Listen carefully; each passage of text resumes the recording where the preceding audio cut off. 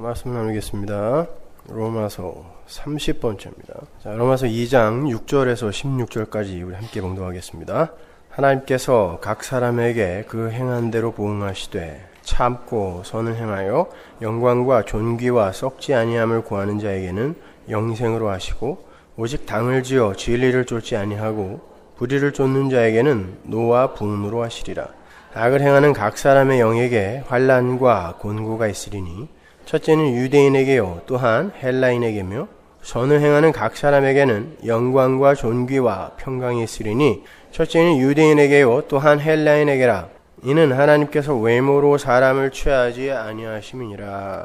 아멘. 지붕 위에 바이올린, Fiddler on the Roof라는 영화가 있죠. 원래 Fiddler라는 악기는 바이올린은 아닌데 바이올린이랑 비슷하게 생겨서 그렇게 번역을 한 것 같아요.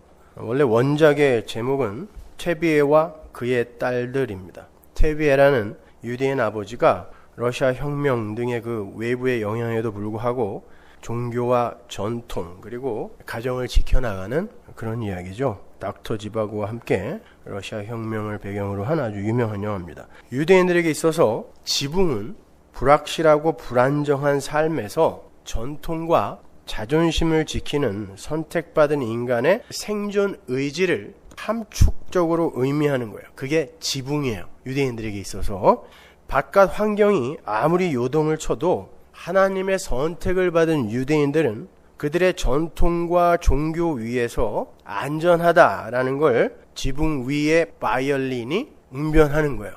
그래서 러시아 태생의 유대인인 샤갈, 마크 샤갈의 그림에도 지붕들이 그렇게 많이 등장을 하는 겁니다.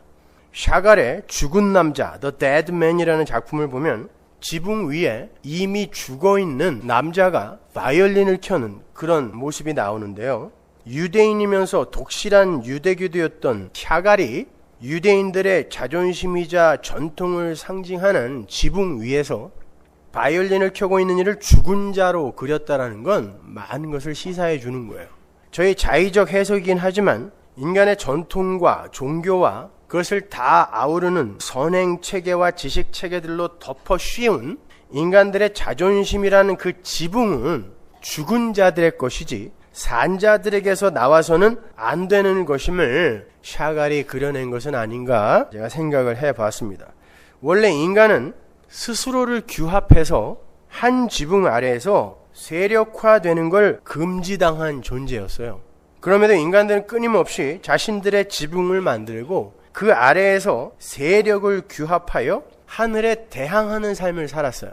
오늘 본문에 나오는 당을 짓다라는 단어가 바로 그러한 인간들의 타락상을 잘 지적하는 단어예요. 그 단어는 에리테이아스라는 헬라어 명사를 번역한 건데요. 그 단어는 고용된 자라는 뜻의 에리토스라는 단어에서 파생된 단어이면서 이기심, 이기적 야심, 싸움이라는 의미의 에리테이아라는 단어의 소유격 단수예요. 그러니까 그 단어는 이기심에 근거한 무리지음을 가리키는 단어예요.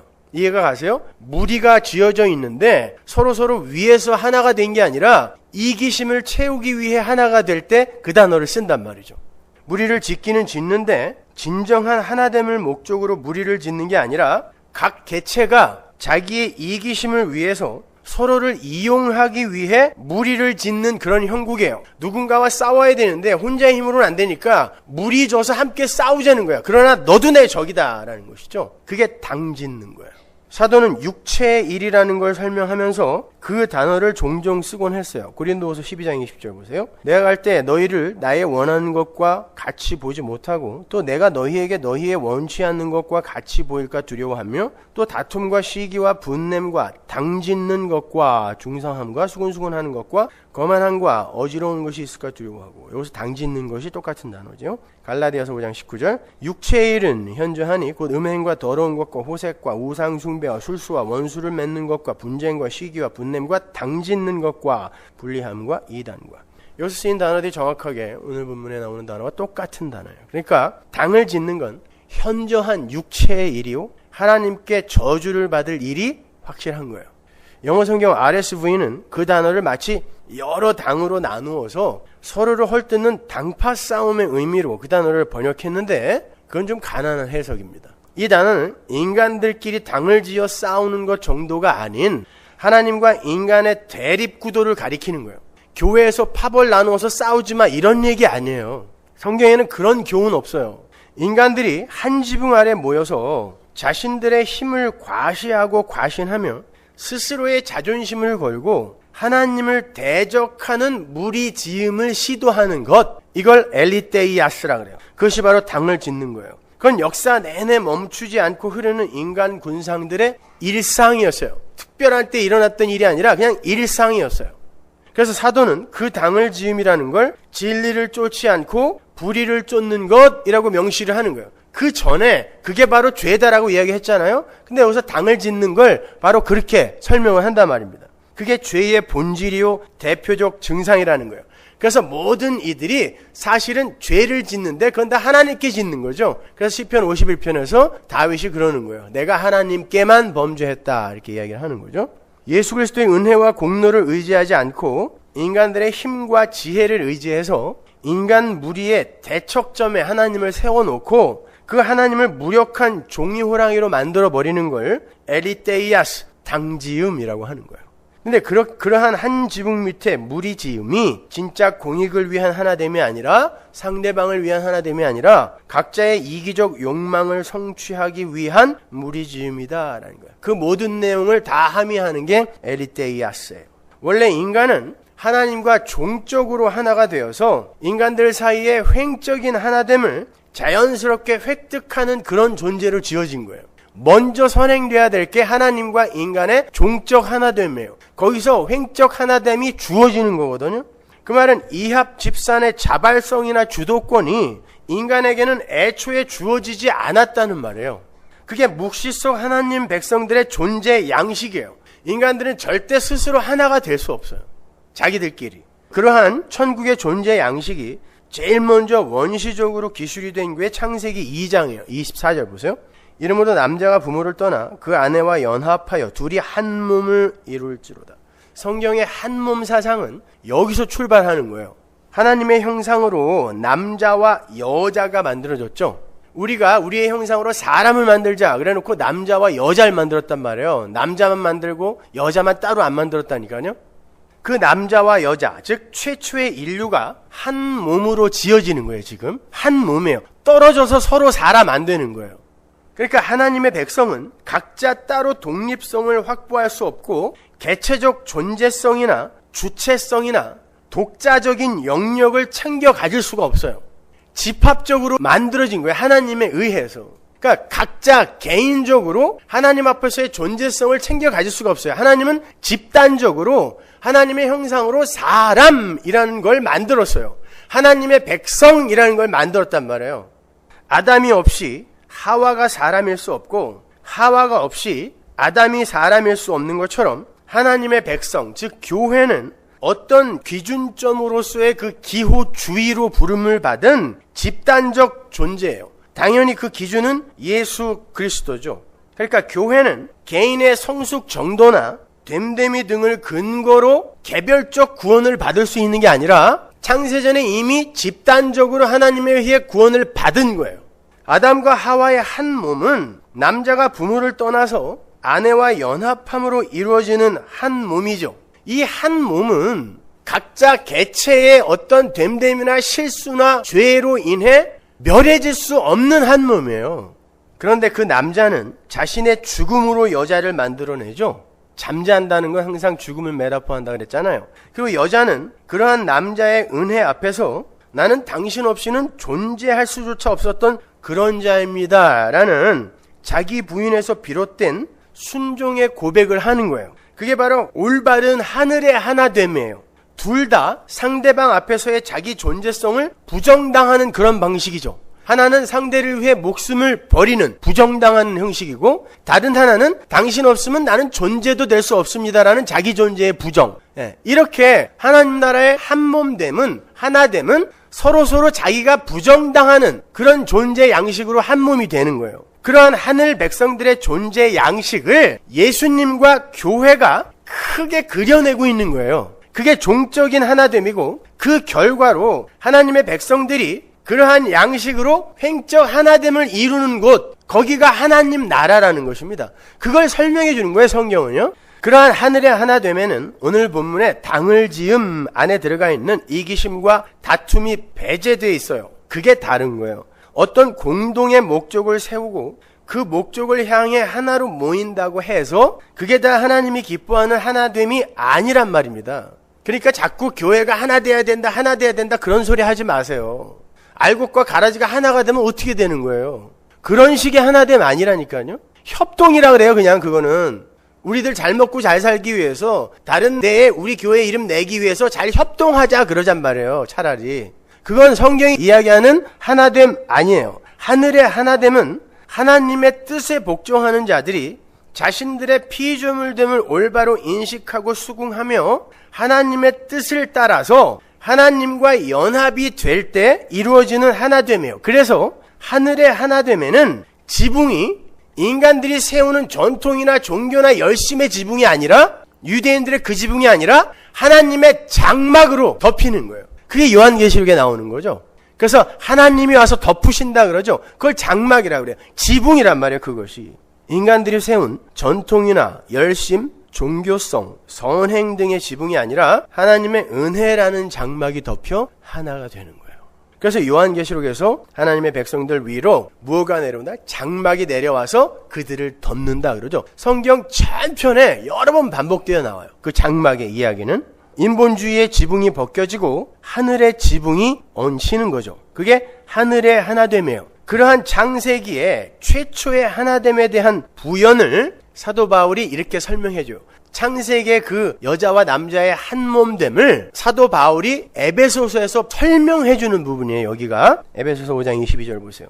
아내들이여 자기 남편에게 복종하기를 주께 하듯 하라. 이는 남편이 아내의 머리됨이 그리스도께서 교회의 머리됨과 같음이니 그가 친히 몸의 구주시니라. 그러나 교회가 그리스도에게 하듯 아내들도 범사에 그 남편에게 복종할지니라. 남편들아 아내 사랑하기를 그리스도께서 교회를 사랑하시고 위하여 자신을 주심같이 하라.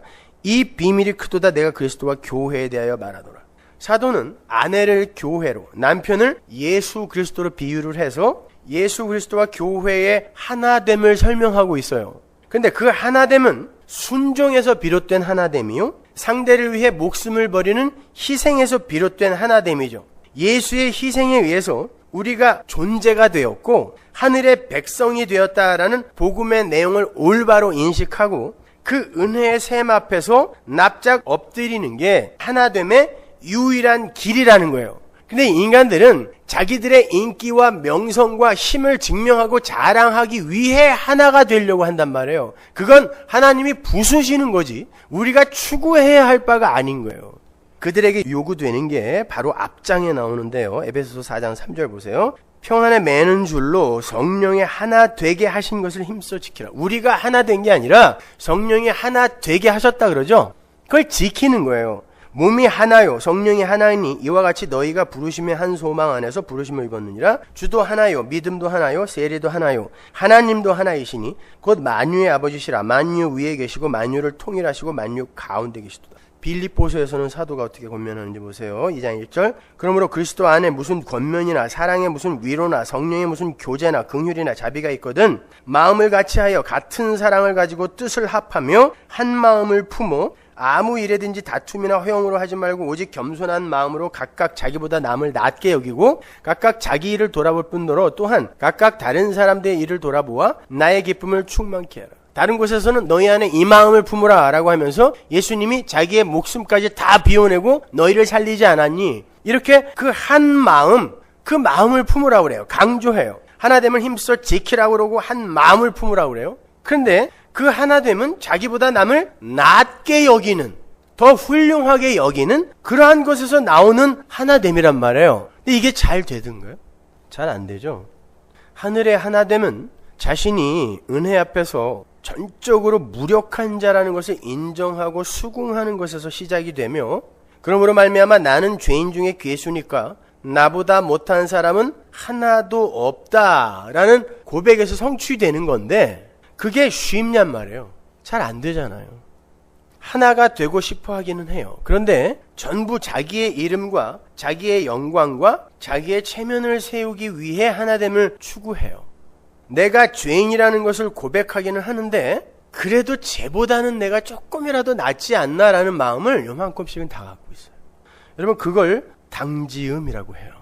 에리테이아스 위에는 하나님의 진노와 분이 쏟아진다 그러잖아요. 그럼 안 되잖아요. 지금 우리가 그 상태인데 거기에 진노와 분이 쏟아진다 그러는데 어떡할 거예요?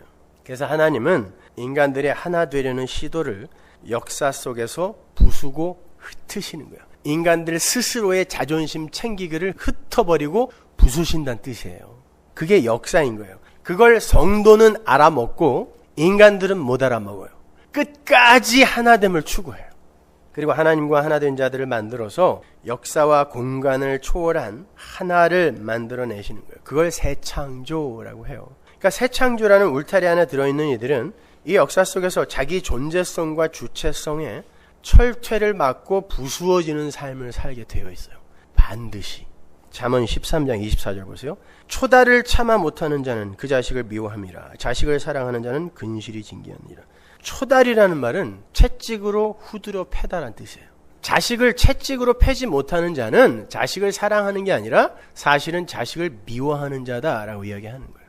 이건 몬테소리나 프로이드가 들으면 큰일 날 소리죠. 이게 오늘날 교육 방법하고 정반대되는 거 아니에요. 애들은 패면 안 된다. 사랑으로 품어 안자 그러잖아요. 천만의 말씀입니다. 그렇다고 이런 내용이 자식을 주구장창 두들겨 패라라는 그런 얘기 안 해요. 성경은 그런 식의 교훈, 자식을 어떻게 하면 잘 키울까에 대한 그런 교훈이 적힌 책 아니라 그랬죠. 우리의 아버지신 하나님이 너희들을 자식 만들기 위해서 역사 속에서 채찍을 들 때 당황하지 말란 뜻이에요. 자식은 패서 길러라가 아니라니까요.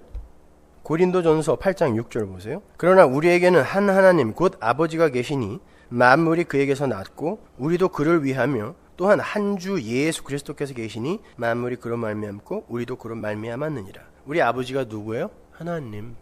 그럼 아버지는 뭐 해야 돼요? 자식에게 반드시 채찍을 들어야 돼요.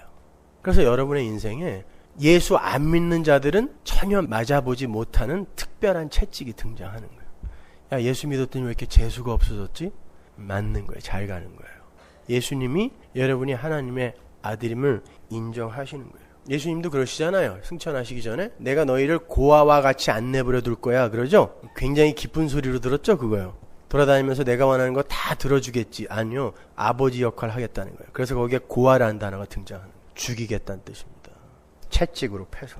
여러분이 창세기에서 보셨다시피 하나님은 사람을 하나로 만드셨어요. 그런데 그 하나는 여자를 위해 희생한 남자와 그러한 희생에 대한 감사로 그 남자의 뜻에 순종하는 여자에 의해 성취되는 거예요. 각자가 하나님의 뜻 아래에서 부정되고 부인되는 가운데 하나됨이 이루어지는 형국이란 말이에요. 그건 예수 그리스도라는 하나님의 희생에 의해 성취되는 연합을 모형하고 있는 거죠. 연합이에요, 그게. 그래서 아담이라는 남자가 6째 날 잠이 드는 거예요. 인간이 언제 만들어졌어요?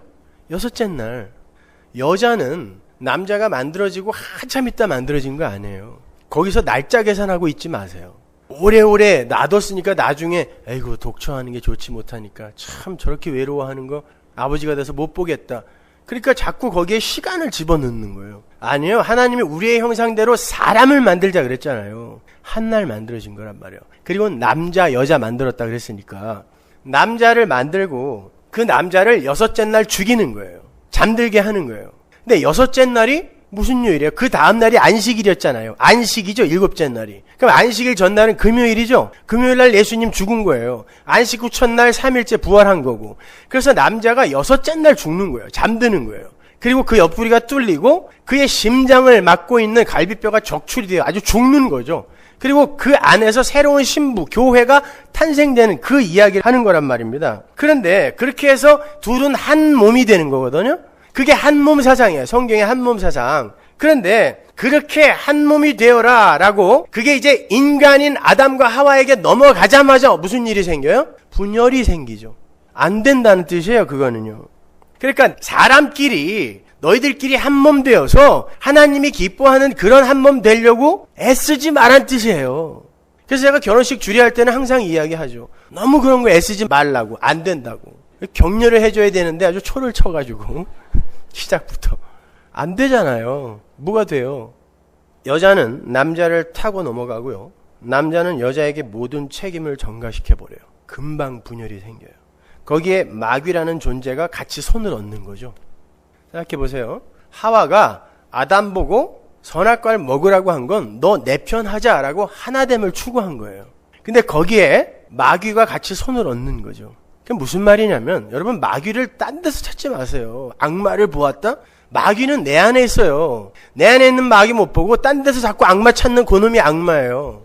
마귀는 그렇게 우리 인간들의 힘을, 가능성을 여전히 놓지 못하고 하나님 앞에서 내가 어떤 존재성을 챙길 수 있다라고 믿는 그 세력을 다 마귀라 그래요. 그래서 거기에 뱀이 같이 손을 얹은 것 뿐이에요. 걔가 다 뭔 일을 저지른 게 아니에요. 전부 마귀 탓 좀 하지 마세요. 지들이 마귀인데 전부 마귀 탓이에요, 다. 그 김기동의 베레아 학파가 다 그거 아닙니까? 내가 보기엔 지들이 귀신인데 전부 귀신 탓이야. 감기도 귀신 탓, 치질도 귀신 탓, 부부싸움 해도 귀신 탓, 섭섭해도 귀신 탓. 아니요, 다 여러분 탓이에요. 여러분 안에 있는 그 마귀성. 그렇게 뱀과 여자와 남자가 한통속이 됐죠? 그렇잖아요. 한통속이 됐어요. 하나님 대척점에서. 근데 그 속에는 사실 책임전과와 월권과 다툼과 시기로 가득 차 있었잖아요. 요게 인간들의 당짓기의 실체예요. 이게. 한 몸이 되긴 되는데 하나님을 대적하기 위해 한 몸이 되긴 되는데 서로를 향해서도 이를 가는 거죠. 예수님을 죽이기 위해서 당을 지었던 사람들 생각해 보세요. 바리새인, 사두개파, 헤롯 당, 로마. 여러분 이 사람들 서로 다 원수들이었어요. 근데 예수님을 대적하는 자리에서 하나로 뭉치죠. 그렇다고 그들이 진짜 나보다 남을 낮게 여기는 무리로 하나가 된 건 아니잖아요. 하나님을 죽이기 위해 하나가 되는 거예요. 그게 인간들의 당짓기예요. 그들은 그 후로도 하나가 아니었어요. 인간들의 당짓기는 이렇게 감추어진 의도를 품은 저급하고 치사하며 더러운 하나됨인 거예요. 여러분 왜 정치인들을 철새라고 그러죠? 여러분 인간들에게는 사실 이념과 사상 같은 거 별 관심 없어요. 그냥 자기 유익과 체면을 따라서 이당 저당 옮겨 다니는 거예요. 제가 거기 있어봐서 알아요. 술 한잔 먹으면 지 속에 있는 거 다 얘기하거든요. 그래서 나왔어요. 왜냐면 나도 똑같았는데 저 새끼들도 다 똑같은 거야. 그건 하나됨이 아니에요. 그 중심에 내가 있으면 절대 그건 하나됨이 아닙니다. 하나로 모였긴 하지만 하나하나가 전부 모래알처럼 자기의 자존심을 챙기려는 야망으로 모여있는 것이기 때문에 그건 안전핀이 이미 뽑혀버린 폭파 직전의 수류탄 같은 것에 불과한 거예요. 뭉쳐있긴 하는데 언제 터질지 몰라요. 아무튼 그렇게 인간 군상들이 하나님의 대척점에서 손을 잡아버리자 하나님께서 그들을 흩어버리시죠. 에덴 동산에서 쫓아내세요. 그러나 그게 바로 하나님의 은혜였어요. 그게 아버지의 초달이니까. 채찍을 드는 아버지의 초달이니까. 하나님께서 사람을 만드시고 그들에게 처음 내리신 명령이 뭐였죠? 생육과 번성과 충만이죠. 뭐 하라는 거예요? 한 곳에 모여 있으라는 거예요? 퍼지라는 뜻이. 퍼져라. 흩어져라 라는 뜻이. 창세기 1장 28절 보세요. 하나님이 그들에게 복을 주시며 그들에게 이르시되 생육하고 번성하여 땅에 충만하라. 땅을 정복하라. 바다의 고기와 공중의 새와 땅에 움직이는 모든 생물을 다스리라. 여기서 생육과 번성과 충만이라고 번역이 된 히브리어 마레, 라바, 파라는 전부 확장, 흩어짐, 확산이라는 뜻이에요. 그런데 동시에 모으다, 하나 되다 라는 뜻을 같이 갖고 있어요. 전혀 상반이 되는 의미인 것 같은데 그 상반된 의미가 같은 단어 안에 들어있는 거예요. 그러니까 하나님은 애초부터 인간들을 한 곳에 무리지어 정착하게 만들지 않으셨다는 거예요. 하나님은 세상으로 흩어져서 땅에 충만하라 그러셨어요. 아담에게. 근데 지들끼리 편먹고 선악과 먹어버렸잖아요. 그럼 어떻게 해야 돼요? 하나님이 흩어야죠. 그걸 흩어버리겠다가 창세기 3장 15절이죠. 너희들끼리 원수가 되게 만들겠다. 인간들은 이 마귀의 세력은 끊임없이 하나가 되려고 해요. 하나님처럼 되기 위해서. 근데 하나님은 그걸 끊임없이 흩어버리는 거예요. 왜? 내 은혜를 받아서 너는 내 백성이 돼야지. 니들이 하나 되어서 니네들의 힘과 지혜를 자랑해서 하나님 나라 못 오는 거다를 가르쳐주는 거예요. 그래서 창세기 3장 15절을 흩어버리는 그 대목을 원시복음이라고 하는 거예요. 그걸 복이라고 하는 거예요. 지금 1장 28절이. 흩어지는 거예요. 자기들끼리 하나 돼서 하나님의 대적으로 사는 건 이건 저주기 때문에 하나님의 그 시도들을 그냥 흩어버리는 거예요. 그게 역사란 말입니다. 그런데 그게 진짜 모으는 거라는 거예요. 그게 진짜 하나됨이 되는 유일한 길이라는 거예요. 하나님 앞에서 자기들의 존재성이나 주체성을 챙기지 않는 그런 낮아진 존재가 되어지는 게 하나님의 은혜라는 장막 안에서 진짜 하나 되는 모습이라는 걸 보여주는 거예요. 그래서 생육하고 번성하고 충만하라라고 하는 거야. 흩어져! 그러는 거야. 흩어져. 창세기 3장 24절 보세요. 이같이 하나님이 그 사람을 쫓아내시고 에덴 동산 동편에 그룹들과 두루 도는 화염검을 두어 생명나무의 길을 지키게 하시니라. 쫓아내다. 이 단어는요. 가라쉬라는 단어인데 이혼하다. 흩어지다라는 뜻이에요. 하나님이 당신의 백성입니다. 어차피 아담과 하와 구원하실 거예요. 당신의 백성이에요. 그죠? 왜냐면 아담이 하나님의 원시복음 창세기 3장 15절을 듣고 아내의 이름을 산자의 어미라고 짓잖아요. 하와라고. 아, 우리는 그 여인의 후손에 의해 사는 거구나라는 그 복음을 이해한 거란 말입니다. 그러면 그냥 에덴에서 놔두시지 뭐하러 쫓아내냐고요. 성도야, 하나님의 백성들아, 이게 바로 너희들의 인생이란 나를 보여주는 거예요. 그래서 쫓아내는 거예요. 하나님이 당신의 백성과 잠시 이혼하는 거예요. 이혼하고 어떻게 그 혼인잔치가 다시 성취가 되는지를 보여주는 게 역사란 말이에요. 그래서 흩으시는 거예요. 이혼하시는 거예요. 그게 가라쉬란 말입니다. 하나님과 이혼하게 된 사람이 하나님과 헤어져 지금 흩어지는 거예요. 사람은 그렇게 하나님과 이혼을 하고 땅에 흩어져서 자신들의 근본된 토지를 갈면서 아, 나는 하나님과 이혼한 자며 흙에서 왔으므로 흙으로 돌아가는 게 당연하다. 그런 자기의 처음 자리 확인을 해야 됐던 거예요. 자, 흙에서 왔으니 너는 흙으로 돌아가라라고 하나님이 저주하셨잖아요. 그러면 우리는 당연히 이 세상을 살면서 나는 흙에서 왔으니 흙으로 돌아가는 게 당연하구나. 이걸 배워야 되는 거죠. 인정해야 되는 거죠. 그 흙이 모여있는 곳이 어디예요? 지옥. 그러면 내가 지옥 가는 거 당연하네요. 이 고백해야 맞아요. 나는 천국 가 마땅한 인간입니다. 이게 맞아요. 하나님이 너는 흙에서 왔으니 흙으로 돌아가라 그랬으면 내가 지옥 가는 거 당연한 거예요. 이 고백하고 가는 거예요. 그 자들이 하나님의 은혜 아래서 하나 되는 거예요. 인간들끼리 하나 될 수 없단 말입니다.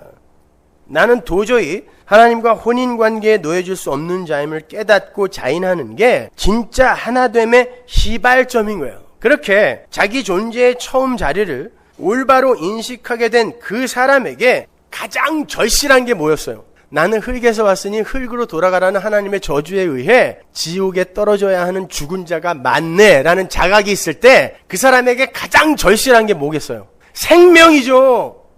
돈, 명예, 자식 아니에요. 생명이죠, 생명. 근데 요한복음 1장에서 그 생명이 어디에 들어있다고 그래요? 예수 안에 들어있다잖아요. 그러니까 여러분은 이 세상을 살면서 나 죽은 흙 맞네요. 그러니까 어떻게 해야 돼요? 예수 안에 있는 그 생명, 그거 없으면 나는 영원히 지옥에 떨어질 텐데 예수 믿어야 되겠구나. 십자가 의지해야 되겠구나. 이거 배우고 가는 게 신앙생활이에요. 성도의 역사 속 인생이란 말입니다. 따라서 하나님과 이혼을 하고 이 땅으로 흩어진 자들은 하나님의 은혜의 필연성을 절실하게 깨닫고 난 예수 없으면 죽은 자라는 고백을 진심으로 하게 되는 하나님 절대 의존자로 지어져 가게 되는 거예요. 그게 자기 부인이고 하나님과의 연합이며 그것이 바로 하나됨의 전제가 되는 거예요. 아담과 하와가 에덴 동쪽으로 쫓겨나서 한 가족을 또 이루고 살아요. 거기에서 그들이 하나가 아님이 또 폭로되죠. 하나님은 당신의 백성들을 쫓아다니면서 니들은 하나가 돼서는 안 돼. 그리고 원래 하나도 아니야. 이걸 계속 폭로시키세요. 하나라고 자부했던 가족 간에 살인이 일어나는 거죠. 하나라고 우겼던 그 가족을 그 나머지가 죽여버리는 거예요. 하나님은 그들을 찾아가서 또 흩어버리세요. 창세기 4장 11절 보세요. 땅이 그 입을 벌려 내 손에서부터 내 아우의 피를 받았은즉 내가 땅에서 저주를 받으리니 내가 바꿔라도 땅이 다시는 그 효력을 내게 주지 아니할 것이요 너는 땅에서 피하며 유리하는 자가 되리라. 자, 가인과 그의 후손들을 하나님이 저주했어요. 그리고는 너는 땅에서 저주를 받을 거다 그러죠. 근데 창세기 4장 5장에 보면 가인의 후예들이 이 세상의 문명의 주인공들이 되죠. 그럼 이 세상의 문명은 다 무엇로부터 비롯된 거예요? 하나님의 저주예요. 이 세상에서 잘 된다고 재지 마세요. 그거 하나님의 저주받은 거라니까요. 이 역사 자체가. 그런데 가인에게 어떻게 저주를 하세요? 네가 유리하고 방황하게 될 거다 그러죠. 흩어버리는 거죠. 넌 정착하면 안 돼. 흩어버리는 거예요. 그런데 영원한 저주 속으로 들어갈 자는 반드시 정착을 해요. 근데 하나님이 안 말려주세요. 여기서 유리하다라고 번역이 된 누드라는 히브리어는 슬퍼하며 떠돌다, 흔들어버리다, 방랑하다 이런 뜻이에요. 그 단어와 16절에 놋땅 있죠? 가인이 놋땅으로 가죠? 그 놋이라는 단어가 똑같은 단어예요. 노드, 누드 같은 의미의 단어예요. 사람이 자기들끼리 하나가 되어서 한 곳에 정착하여 무리지음을 시도하자 그 하나됨의 실체가 하나님에 의해 폭로가 되어 사실은 하나됨이 아니라 각자의 개체가 이기심이라는 나달로 흩어져 있었던 거죠. 그래서 하나님은 그러한 인간들의 시도와 추구를 부수시며 흩어버리세요. 그랬더니 가인이 뭐라 그래요? 맞습니다. 저는 유리하는 자가 되는 게 맞습니다. 라고 엄살을 떨어요. 창세기 4장 14절 보세요. 주께서 오늘 이 지면에서 나를 쫓아내시온 즉 내가 주의 낯을 배웁지 못하리니 내가 땅에서 피하며 유리하는 자가 될지라. 그죠? 맞습니다. 그렇게 될 겁니다. 그래 놓고 어떻게 하는지 보세요. 4장 16절 가인이 여호와의 앞을 떠나 나가 에덴 동편 놋 땅에 거하였더니 땅 이름은 유리, 방황 이런 뜻이에요. 근데 거기에서 어떻게 했다고 그래요? 거하였더니가 정착하다라는 뜻이에요. 정착하다. 아내와 동침하니 그가 잉태하여 에녹을 낳은지라 가인이 성을 쌓고 그 아들의 이름으로 성을 이름하여 에녹이라 하였더라.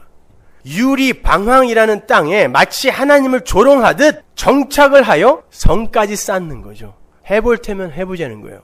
요걸 유리 방황이라 그래요. 진짜 유리 방황. 이 땅에서 나그네요 이방인으로 유리 방황하는 그들이 정착한 거예요. 하나님 나라에. 그리고 이 땅에서 정착하여 살겠다고 하는 그들이 진짜 누드 유리 방황하는 거예요. 성도는 그걸 볼 수 있어야 되는 거예요. 그 에녹이라는 성 이름은 나에게 바치는 성이란 뜻이에요.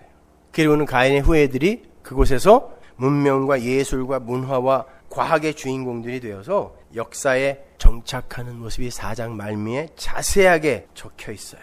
근데 성경은 그걸 땅으로부터 저주받은 거라고 분명히 이렇게 기록하고 있는데 사람들은 그게 하나님의 복받은 거라고 이야기하죠. 심지어 교회에서도 복받아라 복받아라 하면서 그 복의 내용을 이렇게 설명해 주잖아요. 고집 꼭대기에 올라가는 거, 세상에서 잘 되는 거 이런 식으로. 하나님은 그러한 인간들의 당짓기를 이번에는 홍수로 쓸어버리세요. 흩어버리세요. 그 홍수 후에 창세기 1장에서의 아담에게 주어졌던 똑같은 명령이 노아에게 주어집니다. 창세기 9장 1절. 하나님이 노아와 그 아들들에게 복을 주시며 그들에게 이르시되 생육하고 번성하여 땅에 충만하라. 똑같이 창세기 1장 28절의 명령이 주어지죠. 뭐예요 이게? 흩어져라 하는 뜻이에요. 흩어져라. 내가 니들이 하나가 되어서 니무롯, 영걸, 기보림 유명한 자 이런 니들의 이름을 위해서 하나가 되어 사는 그 꼴 도저히 못 보겠어서 홍수로 다 쓸어버렸으니까 이제 흩어져 라고 이야기하는 거죠. 흩어져라. 그랬더니 어떻게 했어요? 이제 작정을 하고 덤벼요. 보세요. 창세기 11장 1절. 온 땅의 구음이 하나요 언어가 하나이었더라. 이에 그들이 동방으로 옮기다가 시날 평지를 만나 거기 거하고 서로 말하되 자 벽돌을 만들어 견고히 굽자 하고 이에 벽돌로 돌을 대신하며 역청으로 진흙을 대신하고 또 말하되 자 성과 대를 쌓아 대 꼭대기를 하늘에 닿게 하여 우리 이름을 내고 온 지면에 흩어짐을 면하자 하였더니 이제 노골적으로 야 흩어지면 안 돼. 흩어지면 안 돼. 다 모여 그러는 거예요. 인간들이. 어떻게 해야 돼요 그러면? 또 흩으셔야죠. 이게 인간들의 당짓기예요. 인간들이 서로 힘을 합쳐서 스스로의 힘으로 하늘로 가는 길을 건설하겠다고 나서는 것. 그래서 예수님도 그 당시에 바리새인으로 대표되었던 아담 군상들을 건축자라고 부르는 거라 그랬죠. 건축자. 하늘로 가는 길을 지들끼리 세우는 거예요. 이게 바벨탑의 현장에 있었던 그 아담 군상들의 모습이었단 말입니다. 여러분 하늘로 가는 길은 내가 길이다라고 말씀하신 예수라는 길 이외에 다른 것으로는 열릴 수 없어요. 그래서 예수님이 내가 길이다라고 이야기한 거예요. 그런데 인간들이 하늘에 이르려고 스스로의 힘을 과시하는 거예요. 그게 역사란 말입니다. 하늘은 스스로 하나가 되어서 하늘에 이르러 보겠다는 인간들의 추구가 하나님에 의해 산산이 부수어지고 하나님이 원하시는 하나됨이 이루어질 때 그때 선물로 내려오는 거지 우리가 건축을 하여 쟁취할 수 있는 게 아니에요. 하늘은 하나님이 갖고 내려오는 거지 하나님 나라는 하나님으로부터 우리에게 선물로 주어지는 거예요. 하늘은 성령이 갖고 내려오는 거라니까요. 우리가 건축하여 올라가서 쟁취하는 게 아니란 말입니다. 우리가 하나가 되어서 하늘을 쟁취하자. 이게 불교를 포함한 이 세상 종교들이잖아요. 열심히 하여 해탈도 하고 윤회도 벗어나고 열반에 이르자. 천국 가자. 극락 가자. 이게 세상 종교죠. 기독교는 하늘은 내가 너희에게 선물로 주기 전에는 절대 너희 손으로 쟁취될 수 없는 것이다를 주지시킨 후에 선물로 내리꽂으시는 게 기독교의 하늘이에요. 여러분의 천국. 그걸 확실하게 그림으로 보여준 사건이 오순절 사건이죠. 오순절날 마가의 다락방에 모여있던 사람들이 갑자기 방언을 했죠. 글로사라는 단어가 뭐라 그랬어요? 불의 혀와 사람들이 했던 방언이 같은 단어라 그랬어요. 똑같이 글로사, 성령의 혀로 말하게 하시는 하늘의 언어. 그건 그곳에 모여있던 유대인 디아스포라들이 나고 자란 곳, 적어도 15개국 이상의 언어들을 거기에 모여있는 이들이 막 한 거예요. 언어가 다시 흩어지는 거예요. 근데 여기서는 흩어지는데 하나님에 의해 흩어지자 그들이 하나로 이해를 하여 진짜 하나가 되는 거예요. 바벨탑 현장에서는 언어를 흩었더니 이들이 저주받아 흩어져 버렸어요. 그런데 하나님이 하나님 나라를 갖고 와서 하나님의 흩으심으로 흩었더니 그들이 성령을 받고 흩어지면서 진짜 하나가 되더라는 거예요. 그걸 교회라 그래요. 사도행전 2장 4절 보세요. 저희가 다 성령의 충만함을 받고 성령이 말하게 하심을 따라 다른 방언으로 말하기를 시작하니라. 자기 나라 방언으로 이야기한 게 아니라 자기 나라 언어로 이야기한 게 아니라 각각 다른 15개국 이상의 사람들이 알아들을 수 있는 그 나라 방언들로 이들이 말하기 시작한 거예요. 언어가 흩어진 거예요, 지금요. 근데 다 알아듣는 거예요. 한 의미로. 그게 바로 진짜 하나님 나라의 존재의 메커니즘이란 말입니다. 창세기 11장 5절 보세요. 여호와께서 인생들의 쌓는 성과 대를 보시려고 강림하셨더라. 여호와께서 가라사대 이 무리가 한 족속이요 언어도 하나이므로 이같이 시작하였으니 이후로는 그 경영하는 일을 금지할 수 없으리로다. 자, 우리가 내려가서 거기서 그들의 언어를 혼잡케 하여 그들로 서로 알아듣지 못하게 하자 하시고 여호와께서 거기서 그들을 온 지면에 흩으신 거로 언어를 흩어버린 걸 그들을 온 지면에 흩었다라 그러죠. 흩으심으로 그들이 성 쌓기를 그쳤더라. 그 성 쌓기 그치지 않으면 어떻게 되는 거예요? 죽어요. 멸망입니다. 근데 하나님이 흩었더니 그들이 성 쌓기를 그쳤다라고 이야기하는 거죠. 바로 하나님이 흩으시는 그 인간들의 자존심과 인간들이 덮어놓은 지붕을 부수시는 게 복이다라는 걸 여기에서 암시한 다음에 사도행전에서 이게 성취되었음을 보여주는 거예요. 흩었더니 교회되더라. 근데 인간의 힘으로 흩을 수 없어서 하나님이 흩어버리는 거죠. 그게 여러분의 인생이에요. 흩어지는 거예요. 죽는 것입니다. 물론 창세기에서의 인간들은 또다시 이합 집산을 반복하면서 하나님과 맞짱을 뜨겠다는 시도를 하죠. 하나님은 그때마다 그들을 바벨론으로, 아수르로, 애굽으로 흩으세요. 그래서 사도행전에 그런 각국으로 흩어진 디아스포라들이 등장했던 거예요. 그리고는 그들이 진짜 하나가 되는 모습이 그려지는 거죠. 그 중간에 십자가가 섰잖아요. 십자가가. 니들의 힘으로는 도저히 안 되어서 내 아들이 죽었다. 가끔 그런 꿈을 꿔요. 어떤 할아버지가 그냥 머리가 산발이 되어서 눈물을 철철 흘리면서 맨발로 돌아다니면서 내 아들 죽었다고, 내 아들 죽었다고, 내 아들 본 적 있냐고.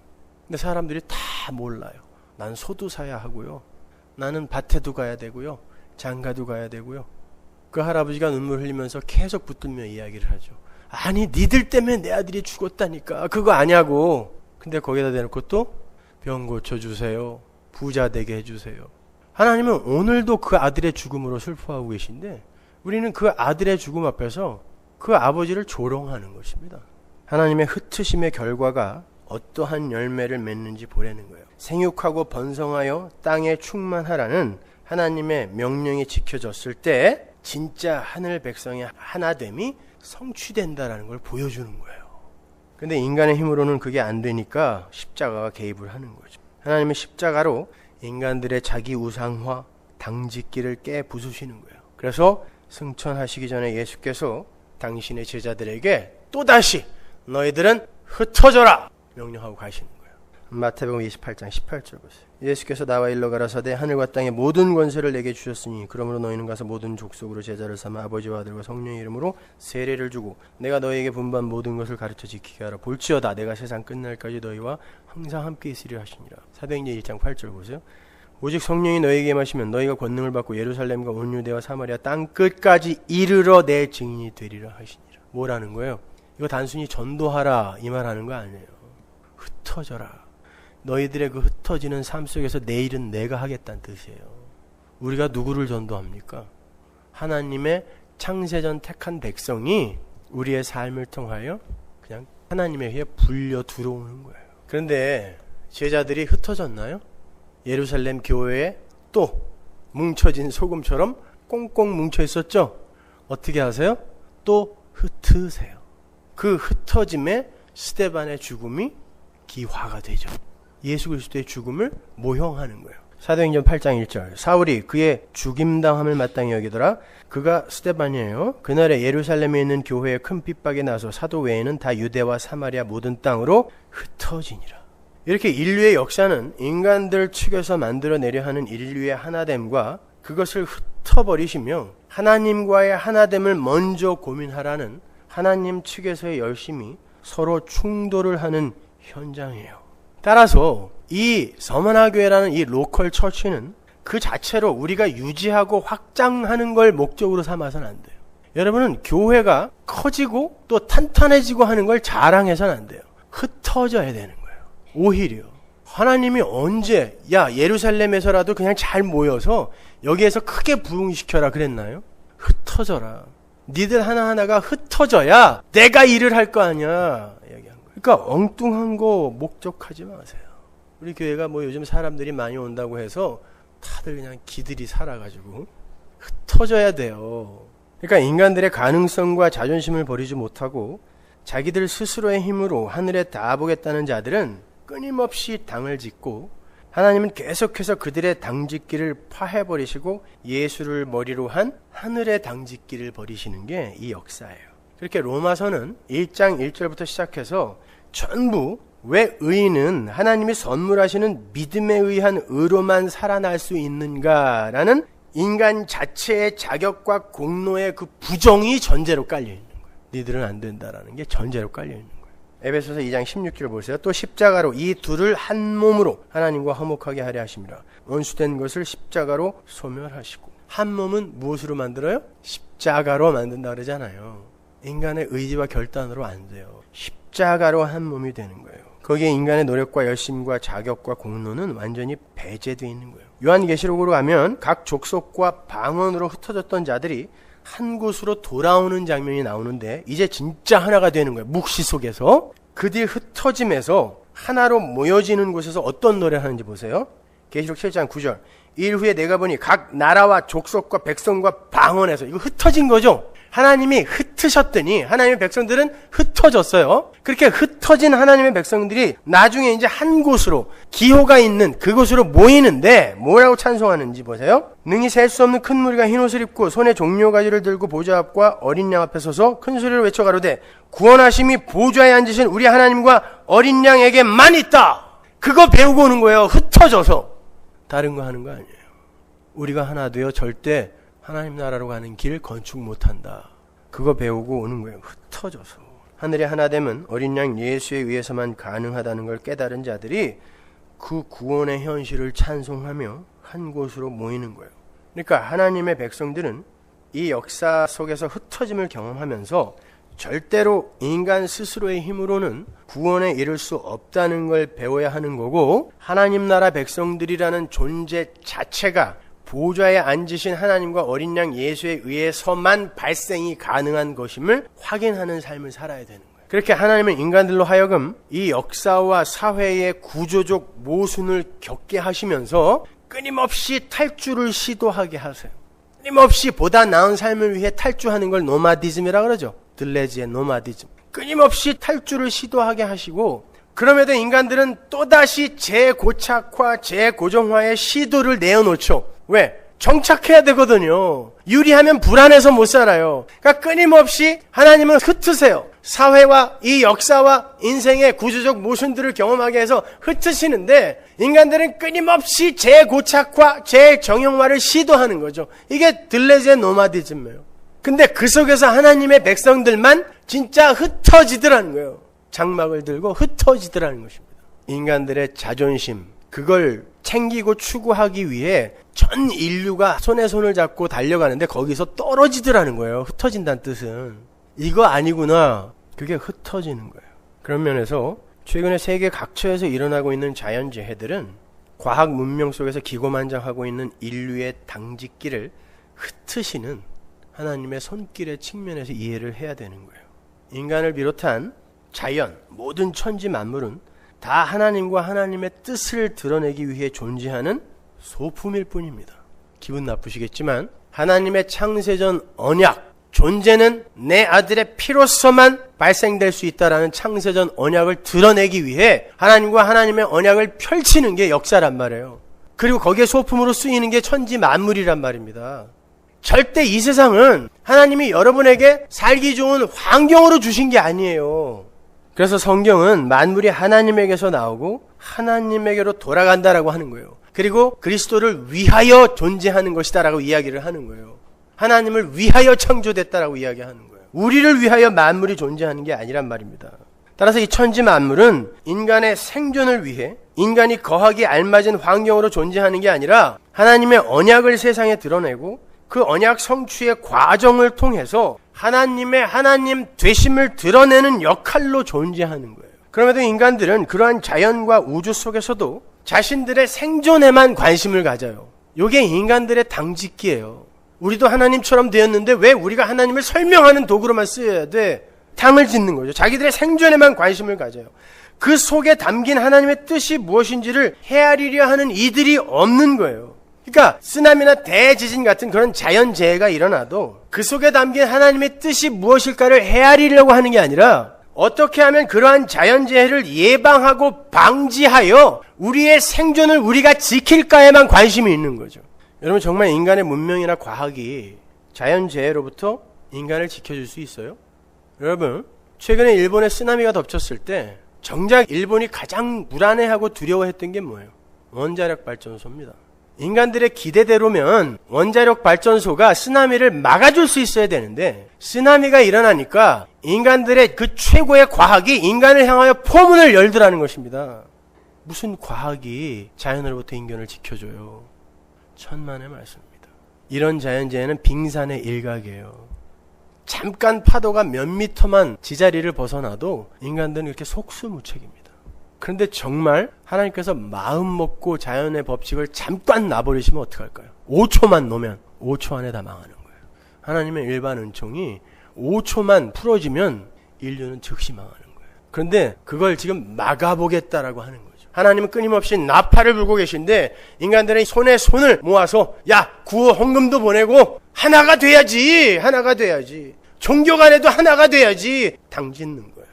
하나님께로 돌아가 부르짖어야 되는데 하나가 돼서 이기자라고 하는 거예요. 그게 당짓는 거예요. 그런 건 인간들의 무장해제를 요구하는 하나님의 외침입니다. 너희들의 바벨탑 쌓기를 어서 그치라는 하나님의 일갈인 거예요. 다른 사람은 몰라도 교회는 그 소리를 들을 수 있어야 돼요. 그럼에도 교회 안에서까지 인간들의 당짓기는 멈출 줄을 몰라요. 교회 안에서까지 신앙인의 목적지가 마치 이 사회에 좋은 영향력을 미치고 유익한 사람이 되는 것으로 생각하고 가르치죠. 그래서 착한 사람이 돼, 세상에 좋은 영향을 미치는 사람이 돼, 이걸 좋은 설교라고 하잖아요. 예수님은 그때 당시 그 사회에 어떤 식으로든 좋은 영향을 미칠 수 없었던 창녀 세리들을 데리고 올라갔다는 걸 잊지 마세요. 그들이 구원받은 이후에 개과천선하여 사회의 정화와 정의와 평등에 기여했다라는 말은 성경에 단 한마디도 없단 말입니다. 근데 교회의 목적지가 사회에 유익한 사람이 되자 천만의 말씀입니다. 그게 당짓는 거예요. 착하게 살지 말라는 거 아닙니다. 그게 목적이 되어서 스스로 자존심 챙겨가지 말란 뜻이에요. 기독교의 목적지가 그런 것이 되어버리면 그건 곧 인간들의 자존심 지키기, 아담들의 당짓기가 되는 거예요. 오늘날 개혁주의의 성화론이 그거 하자는 거 아닙니까? 하나님은 우리에게 이 역사에 유익한 자가 되라고 명령하지 않으셨어요. 우리에게 하나님의 은혜가 부어지지 않으면 우리는 얼마나 보잘것없는 존재인가를 깨닫고 오라고 우리를 이 역사 속에 보내신 거예요. 그래서 바울이 죄가 더한 곳에 은혜가 더욱 넘친다라고 이야기한 거예요. 그 말은 죄가 더하는 곳에 은혜가 넘치니까 죄 많이 지어라는 뜻이 아니라 죄를 죄로 인정하는 곳에서만 은혜가 은혜로 드러난다는 뜻이. 그 자리로 우리 보고 가라는 거예요. 그런데 너희는 너희들의 죄인됨을 전혀 모르고 있지 않니? 왜? 당짓느라고 잘하고 있거든요. 서로 도와가며 착하게 열심히 이 세상을 아름답게 구축하고 있거든요. 그렇게 자신의 죄가 죄로 드러나기 위해서는 하나님의 흩으심의 개입이 필연적이에요. 나 아니네 라는 이 흩으심의 개입, 이것이 필연적이란 말입니다. 우리가 지붕으로 덮고 있던 것들을 다 부수고 들추어 내버리신단 말이에요.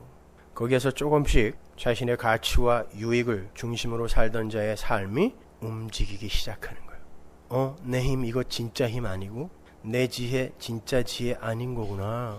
그걸 점차로 알아갈 때 우리는 나 중심의 그 하나됨, 나 중심의 무리지음이 얼마나 허망한 것인지를 조금씩 느끼게 되는 거예요.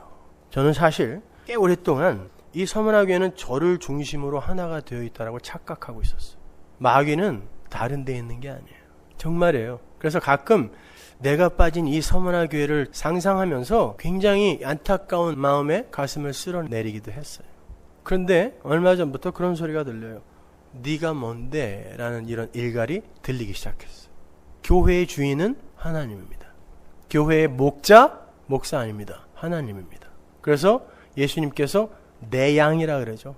네 양 아니에요. 어디 목사의 양이 있습니까? 누가 목사를 목자라 그래요? 교회의 설교자 성령입니다. 그렇다면 하나님이 세우신 교회라면 스피커여 소리에 불과한 제가 빠져도 여기는 튼튼해야 돼요. 그게 아니라면 우리는 잘못 모인 거예요. 이 지적 허영심을 채우기 위해 못 들어본 이야기 들으러 나온 사람들이 모인 곳이라고 생각하시면 돼요. 그게 안 된다면. 여러분, 교회는 그런 여러분의 지적 허영심을 채우는 곳이 아니에요. 칼바르트가 죽기 전에 자기의 서재의 책들을 전부 10,000권이 넘는 책을 불태워버린 거 아세요? 그리고 성경 하나 딱 꽂아놨습니다. 칼바르트를 저는 별로 좋아하지 않지만 그는 정말 시대의 사상가였고 철학자였고 신학자였어요. 그 사람의 책을 한 권을 읽으려면 정말 진이 빠질 정도로 힘이 들 정도예요. 그가 갖고 있는 어휘력, 그가 갖고 있는 논리, 우리는 상상을 초월해요. 근데 죽기 얼마 전에 자기가 그렇게 공부하고 그렇게 열심히 노력한 모든 게 십자가 앞에서 다 헛거다라는 걸 알게 된 거죠. 다 태워라. 그래서 바울도 그런 거예요. 내가 십자가에 못 박힌 예수 그리스도 이외에 아무것도 알지 않겠노라고. 그거 배우는 거예요, 여러분. 예배당에서. 왜 나는 예수 없으면 존재일 수조차 없는가? 신학과 교리에 얽매이지 마세요. 신학이 예수 죽였어요. 바리새파, 사두개파, 에세네파, 쿰란 공동체, 당시에 자기들끼리 최고의 신학이라고 우기던 신학과 교리를 갖고 있던 자들이었어요. 근데 신학과 교리, 하나님을 향한 신학과 교리가 하나님이 왔더니 그를 죽이더라는 겁니다. 여러분은 그런 거 배우러 온 거 아니에요, 여기에. 예수 배우러 오신 거예요. 은혜의 저주로 오시는 거예요. 그렇게 우리는 우리의 지붕을 빼앗기다가 결국 홀랑 벗겨진 지붕 위로 예수의 은혜라는 지붕이 다시 얹혀지는 그러한 위대한 경험을 이 인생과 역사 속에서 하고 가야 돼요. 그래서 계시록에서 우리 위로 장막이 덮는다. 장막이 덮는다. 계속 그런 이야기를 하는 거예요. 그게 하나님 나라예요. 그래서 이사야가 그 하나님 나라를 이렇게 묘사하는 겁니다. 이사야서 11장 6절 보세요. 그때 이리가 어린 양과 함께 거하며 표범이 어린 염소와 함께 누우며 송아지와 어린 사자와 살찐 짐승이 함께 있어 어린아이에게 끌리며 암소와 곰이 함께 먹으며 그것들의 새끼가 함께 엎드리며 사자가 소처럼 풀을 먹을 것이며 젖먹는 아이가 독사의 구멍에서 장난하며 젖된 어린아이가 독사의 굴에 손을 넣을 것이라. 나의 거룩한 산 모든 곳에도 해됨도 없고 상함도 없을 것이니 이는 물이 바다를 덮음같이 여호와를 아는 지식이 세상에 충만할 것입니다. 그날에 이새의 뿌리에서 한 싹이 나서 만민의 기호로 설 것이요 열방이 그에게로 돌아오리니 그 거한 곳이 영화로우리로다. 일이나 표범이나 사자나 독사가 자기의 힘을 자랑하며 자기의 이익과 자기의 배를 위한 삶을 산다면 어린아기나 어린 양이나 어린 염소는 절대 무사할 수 없어요. 근데도 천국 가서 무슨 상 받겠다고 하는 인간들 있죠? 그 이빨 갖고 천국 가겠다는 일이에요, 그거요. 아닙니까?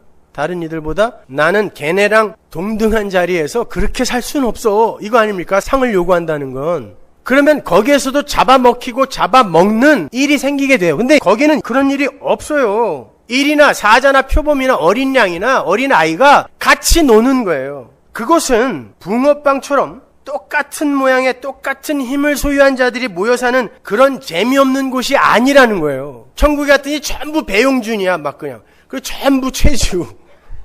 재밌어요, 그게? 성형 전으로 부활할까요? 후로 부활할까요? 그런 게 왜 궁금해요? 각기 다른 모양과 능력과 힘을 소유하고 있는 다양성이 있어요. 근데 그 다양성이 여호와를 아는 지식 앞에서 헛것이 되더라는 것입니다. 아무런 차이와 구별의 근거가 못 되는 거예요. 여호와를 아는 지식 앞에서 그것이. 그 다양성과 차이를 무색해 하는 그 기호가 섰으니 그게 예수 그리스도다라고 이야기하는 거예요. 그분의 십자가 은혜 앞에서는 사자나 호랑이나 어린 양이나 어린 아기나 모두 죽은 흙일 수밖에 없는 거예요. 은혜가 아니면 죽은 거니까. 예수의 은혜가 없이 존재할 수 있는 건 단 하나도 없잖아요. 그러니까 그 지식이 올바로 박히면 그게 내 힘이 안 되는 거예요. 그러니까 사자가 이를 갖고 있어도 그걸 잡아먹는데 못 쓰는 거예요. 내 힘이 아니거든요. 성도가 바로 그 자리로 끌려가는 거란 말입니다. 그들은 결국 자기의 이익과 가치를 위해 살 수 없게 완성되는 거예요. 그래서 내가 배가 고파도 상대를 뜯어먹을 수가 없는 거예요. 거길 하나님 나라라 그래요. 그래서 천국은 외양상 평등한 곳이 아니라 십자가에 의해 평등한 곳이 되는 곳이에요. 그게 진짜 하나됨이요. 그게 진짜 하늘의 당짓기인 거예요. 자기 부인된 사자, 자기 부인된 표범, 자기 부인된 어린아이, 자기 부인된 뱀, 이런 것들이 나는 죽은 흙 맞습니다 라고 하나님 앞에 다 엎드려 있는 거, 이걸 하나됨이라 그래요. 거기에 다툼이 없잖아요. 여러분, 신앙생활을 통해 바로 그 예수의 은혜를 배우는 거예요. 요한복음 17장으로 가면 그 하늘의 하나됨이 어떠한 메커니즘에 의해서 성취가 되는지 잘 나와 있어요. 17장 21절 보세요. 아버지께서 내 안에 내가 아버지 안에 있는 것 같이 저희도 다 하나가 되어 우리 안에 있게 하사 세상으로 아버지께서 나를 보내신 것을 믿게 하옵소서. 내게 주신 영광을 내가 저희에게 주었사오니 이는 우리가 하나가 된 것 같이 저희도 하나가 되게 하려 함이니이다. 곧 내가 저희 안에 아버지께서 내 안에 계셔 저희로 온전함을 이루어 하나가 되게 하려 함은 아버지께서 나를 보내신 것과 또 나를 사랑하심 같이 저희도 사랑하신 것을 세상으로 알게 하려 함이로다. 예수께서 하나님에 의해 주도되어지는 진짜 하늘의 하나됨, 그 하늘의 당짓기에 대해서 말씀을 하세요. 23절 보시면 그 메커니즘이 이러합니다. 먼저 예수님께서 성도 안에 들어가죠. 내가 저희 안에. 그리고 두 번째가 뭐예요? 아버지께서 내 안에죠. 그런데 21절을 보면 아버지께서 내 안에, 내가 아버지 안에죠. 이 두 그림 합치면 어떻게 돼요? 예수 있고 하나님이죠. 그러면 이 예수 안에 아버지가 있어요. 그러면 이렇게 그림이 되는 거죠. 17장에서 고린도 후서로 가보세요. 5장 17절. 그런즉 누구든지 그리스도 안에 있으면 새로운 피조물이라. 요게 새 거죠. 그러면 보세요. 성도는 그런즉 그리스도 안에 있으면 새로운 피조물이 성도죠. 근데 성도는 예수와 하나님을 품고 있죠. 근데 예수와 하나님은 하나예요. 그러면 성도는 예수로 포위되어 있는 거예요. 안팎으로. 그죠? 이렇게 성도가 되는 거예요. 따라서 성도는 자신의 독자적 영역을 확보할 수가 없어요. 예수에 의해 성도되는 거예요. 이게 십자가로 완성되는데 지금 십자가 지시기 전에 대제사장적 기도에서 말씀하시는 거잖아요. 이로 말미암아 뭐가 이루어지냐면 이게 하나됨이에요. 요렇게 성도가 완성되는 거예요. 그런데 각자가 개체가 노력하고 성숙과 변화를 추구하여 성도가 될 수 있어요? 성도는 십자가에 의해서만 존재할 수 있는 거예요. 그게 하나됨이에요. 인간들은 절대 인간들의 당짓기로 하나님께 도달할 수가 없어요. 우리는 이거 배우고 가는 거예요. 그러니까 하나님과 한 몸으로 연합이 되어서 하늘 백성이 되는 하나님의 백성들은 이 역사 속에서 점점 해체되고 흩어지고 죽는 거예요. 우리 인간은 한 몸이 되어서 하나님께 도달할 수 없는 거구나. 이게 자기 부인이잖아요. 그걸 죽음이라 그래요. 그래서 점점 그렇게 자신감을 잃을 때 세상이 힘과 가치로 추구하고 있는 것에 대해서 점점 흥미를 잃게 되고 세상이 이를 봤을 때 어떻게 이야기를 할까요? 저놈 죽었네.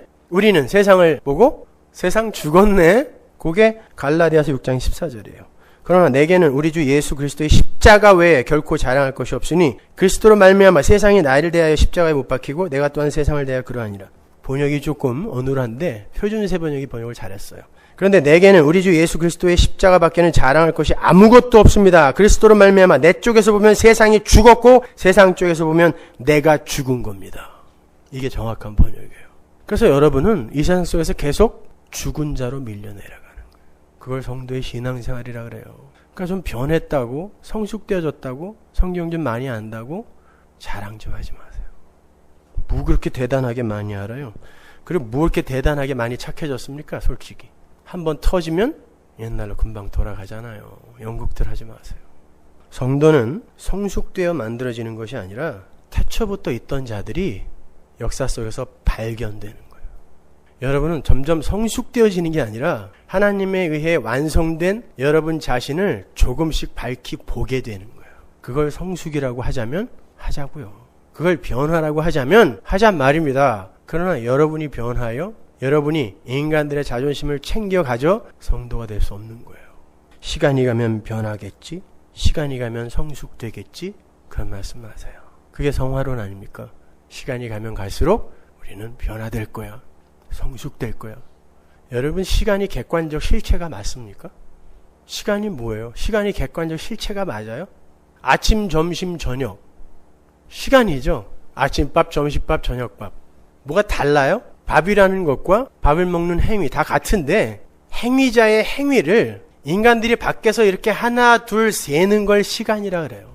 시간은 객관적 실체로 존재하는 게 아니라 인간들이 어떤 행위자의 흔적을 하나 둘 세는 걸 시간이라 그래요. 그러니까 시간이라는 건 어떤 행위자가 행위를 하고 있다라는 흔적을 사람들이 세놓은 걸 시간이라고 한단 말입니다. 이 역사, 이 자연, 우주는 하나님이 행하시는 그 행함이 지금 흔적으로 남고 있는 거예요. 그걸 사람들이 시간이 흐른다, 시간이 간다라고 이야기하는 거지 시간은 객관적 실체로 존재하는 게 아니란 말입니다. 그런데 하나님의 백성의 완성, 완료라는 것은 묵시 속에서 이미 시간과 관계없는 곳에서 이미 하나님이 완료하신 일이란 말이에요. 그런데 그게 시간이 가면서 성숙된다고요? 변화된다고요? 천만의 말씀이요. 하나님이라는 행위자가 이미 묵시 속에서 완성해 놓으신 그 행위의 흔적이 역사 속에서 이렇게 발견되어지는 거예요. 따라서 여러분은 나는 열심히 노력해서 변해야지 보다 하나님이 왜 아들을 죽이면서까지 나를 구원해낼 수밖에 없었는가를 먼저 배우고 그럼에도 불구하고 이미 창세전에 나 같은 걸 하나님 백성으로 완료해 놓으셨다니 거기에 감격하는 자가 되는 거예요. 그걸 신앙생활이라 그래요. 그러니까 여러분은 이미 묵시 속에서 완료되어 있는 여러분의 그 복된 현실을 이 역사라는 이 죽은 자들이 사는 이 무덤 속에서 조금씩 경험하면서 여러분에게 거저 은혜로 주어진 그 현실이 얼마나 엄청나고 대단한 것인지 찬송하는 자로 지어져 가면 되는 거예요. 세상은 분명히 여러분들에게 아이고 저거 죽었네 저거 그 말을 할 거예요. 여러분은 그때 당당하게 니들이 죽은 거야 라고 이야기해 줄 수 있는 분들이 되셔야 돼요.